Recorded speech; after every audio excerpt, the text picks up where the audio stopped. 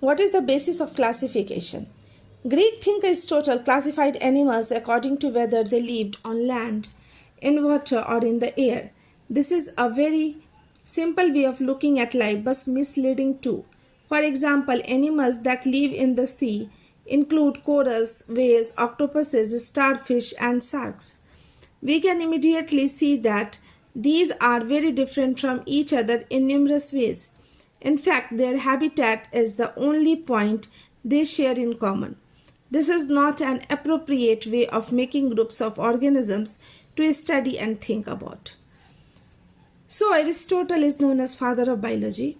He said that he can divide organisms on the basis of their habitat. But when he tried to divide, he saw that many organisms that live in the sea, they are corals, whales, octopuses, starfishes, sharks, they varies in other characteristics. They do not show similarities. So we can't divide them on the basis of the habitat. We therefore need to decide which characteristics to be used as the basis for making the Brodie's division. So again the scientists started looking for the other characteristics which can be chosen to become Brodie's divisions. Then we'll have to pick the next set of characteristics for making subgroups within these divisions. This process of classification within each group can then continue using new characteristics each time. So scientists were looking for other new characteristics which can be taken to make broad divisions, and under those broad divisions they can make subgroups and other groups inside it. What we mean by a characteristic?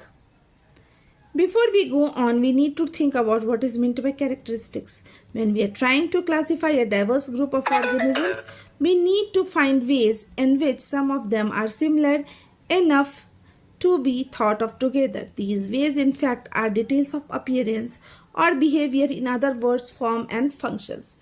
So, characteristic is a particular type of function, a particular form, which may be a physical appearance, it may be some behaviors, it may be in the form and in the particular function through which by seeing we can see that, oh, these are a group of organisms, these are a group of set of animals which show a similar behavior.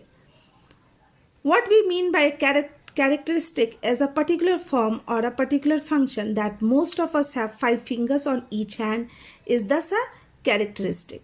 That we can run but the banyan tree cannot is also a characteristic. So we resemble